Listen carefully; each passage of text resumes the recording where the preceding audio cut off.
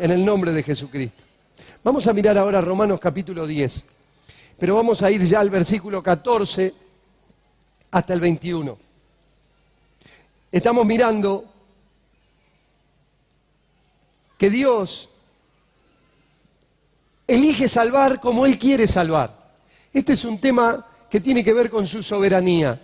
Cada uno de nosotros, si fuera Dios, tal vez hubiera hecho otra cosa. Y por eso usted no es Dios. Porque estoy seguro que lo hubiera hecho mal. ¿Se acuerdan esa película que hizo, ¿cómo se llama? Jim Carrey, Todopoderoso. ¿La vio? Es fantástica. Porque un tipo discute con Dios y le dice, no, yo lo hubiera hecho. Bueno, hacé vos, ahora hacé vos. Yo lo hubiera hecho mejor. ¿Cuántos de ustedes escuché gente que se pelea con Dios? Por favor. ¿Qué necesidad más grande es pelearse con Dios? Porque no hizo lo que yo quería que haga. No lo hace como yo entiendo que debería hacer. ¿Qué cabeza que tenemos? ¿Qué locura cometemos?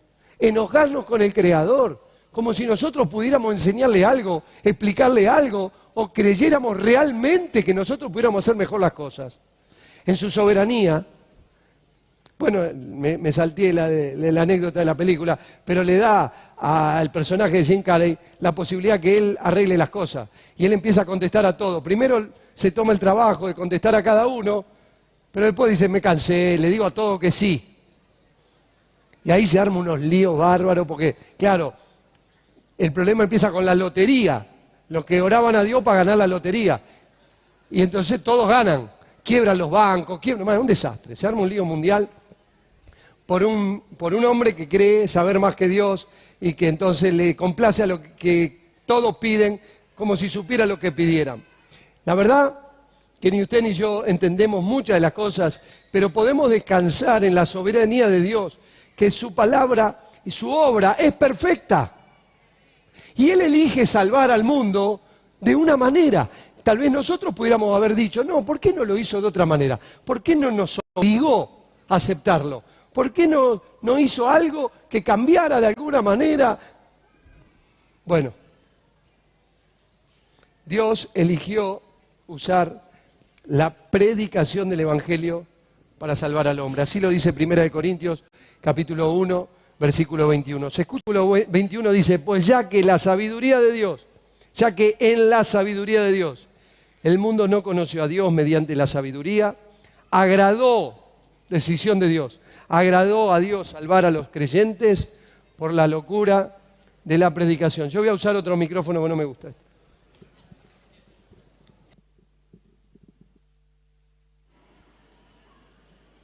Voy a tirar esto. Sube y baja. Sube y baja. Gloria a Dios. Bueno, ahora peor. Mamá de Señor Jesucristo. Pues ya que en la sabiduría de Dios el mundo no conoció a Dios mediante la sabiduría, agradó a Dios salvar a los creyentes por la, que dice que es locura de la predicación. Vamos a ver este tema y vamos a ver que usted y yo somos parte de esta bendita, gloriosa locura. ¿Cuántos están felices de estar un poco locos? ¿Hay alguno que está metido en esta locura? Bendita locura que salva al mundo, bendita locura que rescata al que está perdido, bendita locura que nos lleva a la vida eterna. Alabe al Señor, por favor. Dice, ¿cómo pues invocarán? Vamos a leer el versículo 14. ¿Cómo pues invocarán a aquel en el cual no han creído? ¿Y cómo creerán en aquel de quien no han oído? ¿Y cómo oirán sin haber quien les predique? ¿Y cómo predicarán si no fueren enviados? Como está escrito, cuán hermosos son los pies de los que anuncian la paz, de los que anuncian las buenas nuevas. Aquí hace una serie de razonamientos lógicos, ¿no? Hay que predicar. Bueno, pero ¿cómo van a invocar? Porque todo el que invoque el nombre del Señor será salvo. Pero ¿cómo van a invocar el nombre del Señor si todavía no creyeron? ¿Y cómo van a creer? Si todavía no han oído. La fe viene por oír. ¿Y cómo irán sin haber quien les predique? ¿Y cómo predicarán si no van a ser enviados? Cuán hermosos son los pies. ¿Cómo están sus pies? Pregunto, ¿se vio los pies? ¿Hay algún honguito por ahí? ¿Una uñita encarnada? ¿Un dedito martillo? ¿Un juanete? ¿Cómo? Hace un tiempo ya empezó a hacer y acá hay algunas personas que se dedican a eso, a la estética de pie, ¿verdad? ¿Cómo está su pie? A ver, no. ¿Tiene las medias con agujero? ¿Sería capaz de sacarse la...? No hagamos eso. Pero es una profesión hoy. ¿De qué te dedicas? Yo hago estética de pie. ¿Hay alguien que hace estética de pie aquí? A ver, allá tenemos una, acá tenemos otro. ¿Vieron que les dije? Acá tenemos otro que hace estética de pie. ¿Quién más hace estética de pie? Allá hay estética de pie. Mirá, más atrás hay otro. Acá todos tienen pie divino, entonces. Abundan los esteticistas de pie. Para las películas hay modelos de pie. Porque por ahí la actriz puede ser muy linda, pero tiene unas patas feas. Y entonces la tipa le contratan una modelo que no es muy agraciada, pero tiene unos pies divinos. Y entonces en la toma de pie, las patas son de otros. ¿Sabía eso usted? Pasa en la mayoría de las películas. Usted cuando ve esos pies no son de la actriz. Hay una que tiene pies lindos que la pusieron ahí. Pero las hermanas pueden contar aquí las experiencias de patas feas, ¿o no? Que le llegan para que se la arreglen. Y hacen milagros, Hacen milagros. Salen de ahí con unos pies hermosos. Mire, si usted quiere tener pies lindos, predique el Evangelio. Para todo aquel que quiere pies lindos, predique el Evangelio.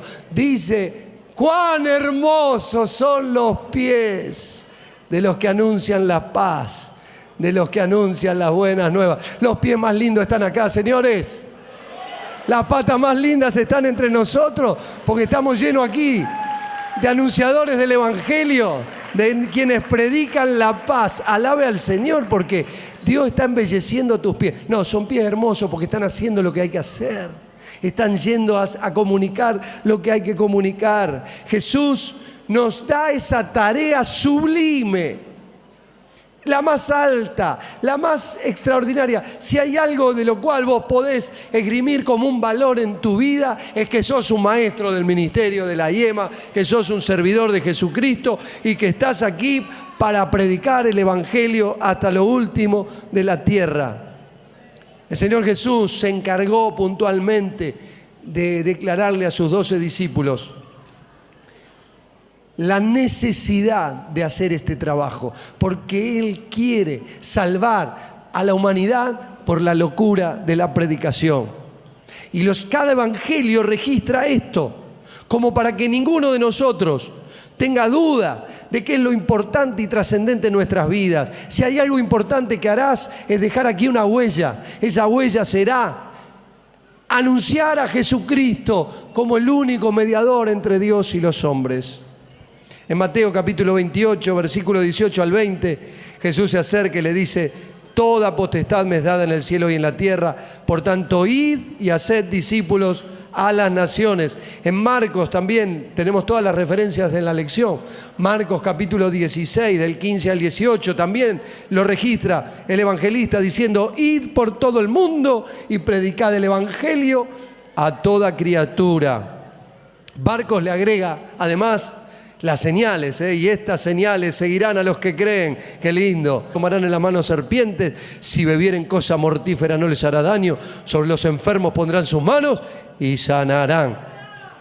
El Evangelio de Lucas también ahí en el capítulo 24 también dice: Así está escrito y así es necesario que el Cristo padeciese, resucitase de los muertos y que se predicase en su nombre el arrepentimiento y el perdón de pecados en todas las naciones. También el Evangelio de Juan también lo refleja. Jesús le dijo otra vez: paz a vosotros, como envió el Padre, así también yo os envío. También Hechos de los Apóstoles. ¿Quién escribió Hechos de los Apóstoles? ¿Quién? No, ¿quién escribió? Lucas, no Pablo ni Juan, Lucas. Anótelo, así no se olvida ya. Lucas. Lucas escribió. Y también registra lo que el Señor le dijo a sus discípulos: recibiréis poder cuando haya venido sobre vosotros el Espíritu Santo y me seréis testigos en Jerusalén, en toda Judea, en Samaria y hasta lo último de la tierra. Todos los que estamos aquí, todos los que nos están escuchando por la televisión, nos están mirando por tele y nos están escuchando también por las radios, todos los que quieran escuchar el Evangelio deben saber que todos somos llamados a predicar la buena noticia. ¿Sabe? Si hay algo que nos ha distinguido, es el entendimiento de esta verdad revelada en la palabra del Señor, que la predicación del Evangelio no está destinada para un grupo de élite, para algunos especialmente consagrados, para algún pastor, algún entendido, a uno que ha hecho muchos seminarios, entonces tiene que ir y predicar el Evangelio. No, señor, no, señora, este es un mandato para todo aquel que cree en Jesucristo, para todo discípulo del Señor Jesús. Recibe el mismo mensaje y la misma comisión. Usted y yo somos llamados a anunciar a Cristo como el Salvador de este mundo. Y la yema tiene esto grabado a fuego. Tenemos este llamado misionero de compartir por todos lados, por todas las formas posibles, por todos los medios posibles. Por eso existe Canal Luz. Por eso abrimos centros regionales. Por eso tenemos grupos de crecimiento en todo el país. ¿Por qué lo hacemos? Porque estamos yendo. Y mientras yendo estamos anunciando que Jesucristo es la esperanza para un mundo perdido. Y cada uno de la iglesia, no hay un pastor, no hay un hombre ungido, no hay el hombre para las naciones. Todos somos llamados a ir a las naciones. Cada creyente, cada creyente, cada uno, cada creyente, un anunciador del Evangelio, quiere decir eso.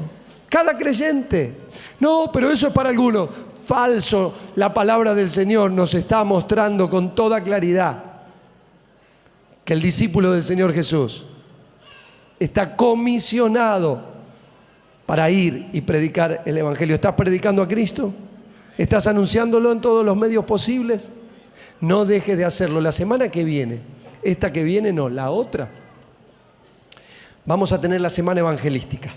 ¿Se acuerdan que la quinta semana, después de 4 lecciones en grupo, salimos a la calle? Y tenemos un plan muy lindo para compartir, que lo voy a compartir la semana que viene. De todo el trabajo que vamos a hacer en mayo, una semana de intensidad, de visitas, de ir por las calles, por las plazas, por todos lados, a anunciar a Jesucristo. Qué alegría hacerlo, ¿verdad? Versículo 16. Mas no todos obedecieron al Evangelio, pues Isaías dice: Señor, ¿quién ha creído a nuestro anuncio? Bueno, a veces tenemos esta impresión, ¿no? ¿No le pasa lo mismo que le pasaba a Isaías? Señor, mira que estamos anunciando, pero parece que no me escuchan. ¿Cuántas veces le dijiste al compañero de trabajo? ¿Cuántas veces invitaste a los vecinos? ¿Cuánto hiciste y cuánto hablaste? Bueno, pero el Señor nos advierte en su palabra que no todos van a recibir el Evangelio. Y eso no debe ser un elemento de frustración. Porque el Señor mismo, Jesucristo, lo anticipó en su palabra, que no todos recibirían el mensaje. Por eso están los ayes sobre las ciudades impenitentes, ¿no? Donde le dice: ay, si hubieran respondido, ay, esto es lo que le va a pasar, el juicio que les va a venir. Porque si hubieran hecho estas señales, estos milagros, en Sodoma y en Gomorra, se hubieran convertido.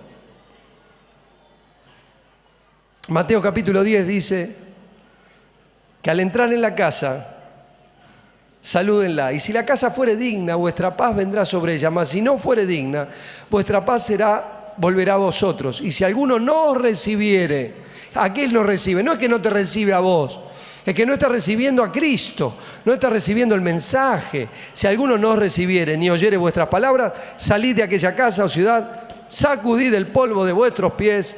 De cierto os digo que en aquel día el juicio será más tolerable que el castigo en Sodoma y en Gomorra, que para aquella ciudad. También vemos la parábola del sembrador, donde el Señor Jesús muestra que esa semilla se expande, se reparte por todos lados, pero cae en distintos terrenos, y esos terrenos no son otra cosa que los corazones o los receptores de esa palabra. Ese evangelio que es predicado son los corazones de las personas que escuchan. Y hay personas que no van a escuchar, que tienen su corazón cerrado como una piedra. Esos son los que están en el camino pisoteado, duro, donde la semilla no entra. Y también explica de los que algunos escuchan por un tiempo, pero después se apartan. Algunos que parece que van a dar fruto, pero los afanes de este siglo, el amor al dinero y tantas cosas terminan ahogando la buena semilla. Pero también explica en la parábola del sembrador que vos seguís predicando porque están listos, hay mucha buena tierra lista para recibir esa semilla que es el evangelio y dar fruto a 100, a 60 y a 30 por uno. El versículo 17 nos dice, bueno, así que la fe es por oír, y el oír por la palabra de Dios. ¿Cómo nace la fe? Por eso escuche, usted llénese de palabra. ¿Qué está escuchando últimamente? Y si su fe está debilitada, es muy probable que ha dejado de escuchar la palabra, que se ha ocupado y ha prestado sus oídos para atender otras cosas. Porque si usted se llena de la palabra, por eso nosotros aquí todo el tiempo estamos diciéndole, lea la palabra de Dios, comparta la palabra de Dios, escuche la palabra de Dios, porque en ella es vida. ¿Qué vida produce? Porque produce un milagro en los corazones de los hombres, produce fe. Y la fe viene cuando usted escucha la palabra de Dios. Sigue reflexionando el apóstol. Versículo 18. Pero, ¿no han oído? Antes bien, por toda la tierra ha salido la voz de ellos, y hasta los fines de la tierra sus palabras. También digo, ¿no han conocido esto Israel? Primeramente Moisés dice, yo os provocaré a celos con un pueblo que no es pueblo.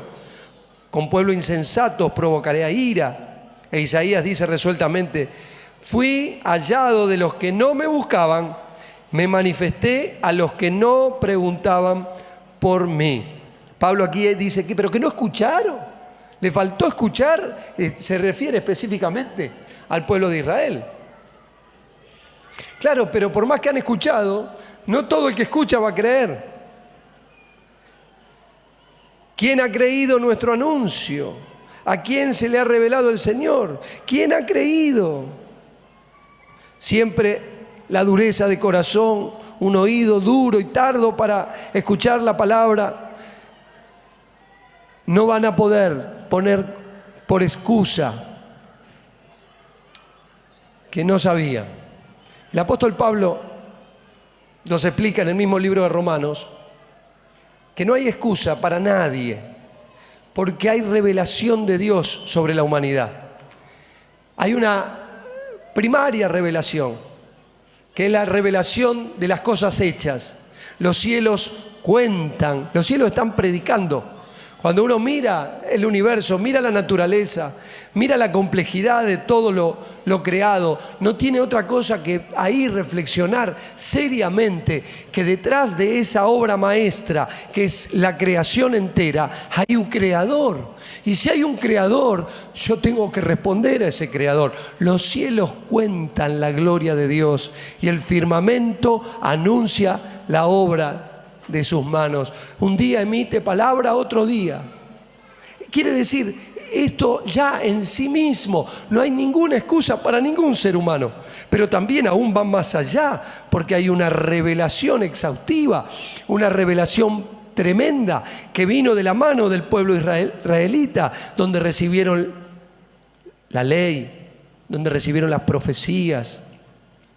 Alabo a Dios porque Dios sigue hablando y lo hace de tantas y de diferentes maneras, pero ahora nos ha hablado por el Hijo.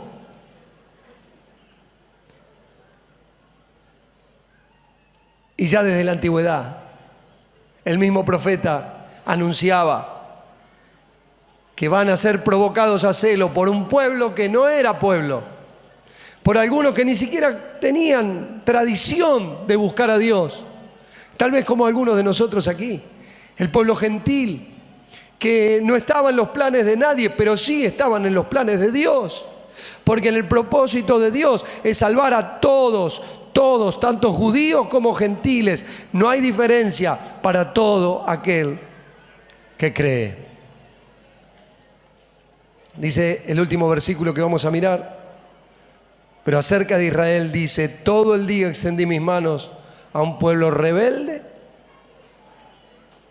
y contradictor. Este texto, esta semana, al mirarlo en particular, me conmovió al pensar en Dios, a un Dios que está extendiendo la mano. ¿Vieron lo que dice? Todo el día extendí mis manos a un pueblo rebelde, a un pueblo discutidor, a un pueblo que no quería, pero yo estoy acá extendiendo la mano. Mire esa figura, el Dios Todopoderoso extendiendo su mano sobre tu vida. ¿Pero cuándo? Todo el día. Todo el día te estoy buscando, todo el día te estoy llamando a que salgas de la depresión, a que salgas de la miseria del pecado, a que salgas de la angustia, a que recibas la gracia de Dios. Todo el día extendí mis manos, todo el día. Escuche, cuánto te ama el Señor, cuánto nos ama Dios. Mire que hemos sido cabeza dura, o no, o yo solo lo he sido. Pero ¿sabe por qué estamos aquí? Porque Dios sigue extendiendo su mano de misericordia y todavía nos sigue llamando, todavía nos sigue buscando, todavía su mano está extendida. Pero escuche, no haga locura, porque llegará un día donde esa gracia recibirá su día final, donde Cristo ponga punto final a este periodo de la historia y donde cada uno de nosotros ha de dar cuenta a Dios por la respuesta a ese Dios que todo el día extiende sus manos de misericordia.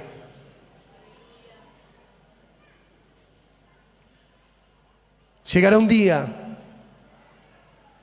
donde ya esas manos no estarán extendidas, sino que llegará el día del juicio del Señor, cuando el Cristo venga con los santos, con los ángeles, para ser admirado en todos los que creyeren y para recibir juicio todo aquel que le ha rechazado. Ustedes y yo estamos aquí. ¿Sabe por qué? Porque alguien nos predicó el Evangelio. Alguien fue obediente al llamado del Señor y habló de Jesucristo. ¿Usted recuerda quién le habló a Cristo?